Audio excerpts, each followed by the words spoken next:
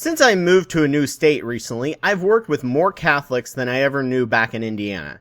Catholics are an interesting group of people. Half have blind faith, and the other half are some of the most scientifically deep thinkers you could ever run into. Quite like Hindus, the best educated know their faith is full of contradictions, and almost thrive on how much faith they have to still believe in it.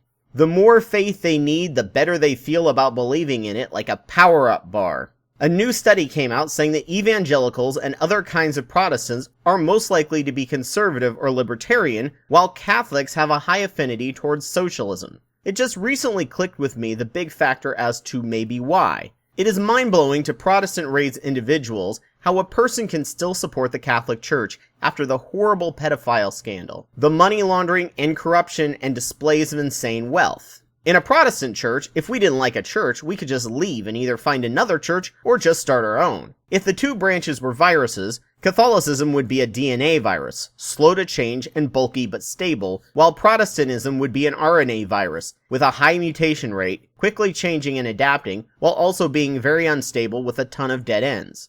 Protestantism thrives on the free market of ideas and can change to fit a niche demographic, not getting big thriving by numbers, each with slight variations, though often claiming their beliefs are unchanging, and using Protestant demographics as evidence that they are right. Catholicism is a monopoly. Each church is set up following the same leader and same beliefs, though the local adherents may personally have their own opinions.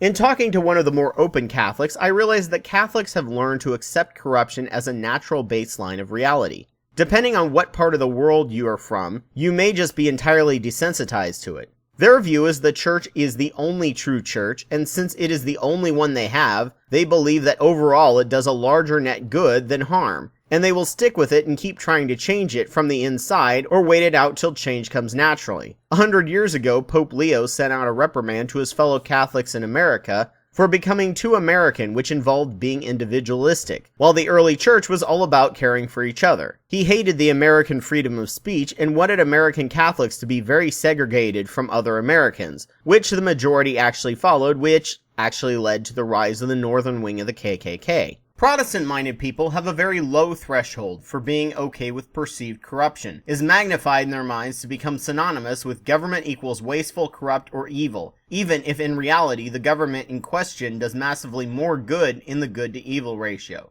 3% waste and corruption is a ridiculously tiny number for any agency or company, and welfare and food stamps have hit that threshold every year.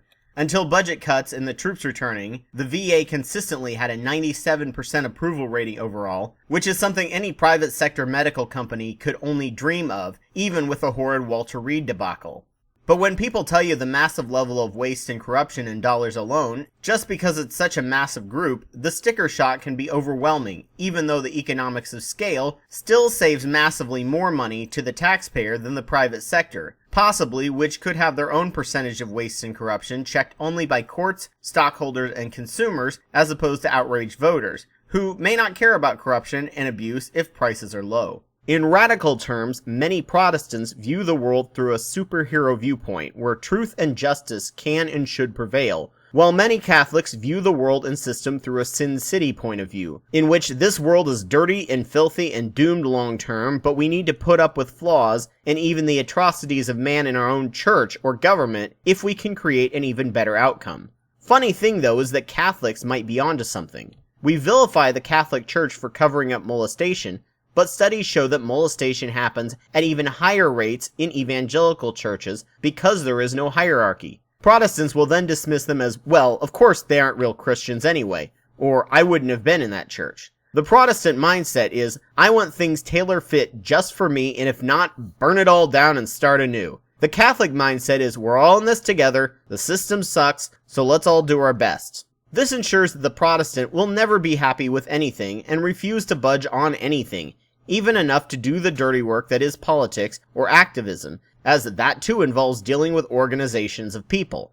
The Catholic mindset is much more fatalistic and doesn't aim for ideals or aim at perfection as much because it's always sucked and will continue to suck, so whatever. It is when these two group mindsets combine forces that change becomes powerful, as shown by the post-Roe v. Wade religious right movement, where the Catholics knew and accepted the system, but were angry enough to get out and create change, And the Protestants were angry enough that they put their differences aside enough to work together with flawed institutions to fight an even bigger one, in their opinion. If we as secular people can think about the government the same way as both a flawed institution, but the only one we have, but also have an incredibly low tolerance for corruption, it could push us to fight it using the flawed system and working with flawed individuals. We can make some seriously radical change in the world and have a government that has an acceptable level of waste and corruption.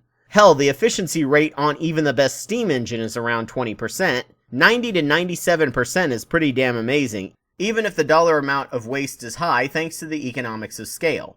We can work together to make that number smaller, making sure the government is held accountable, as opposed to attempting to dismantle it at every turn.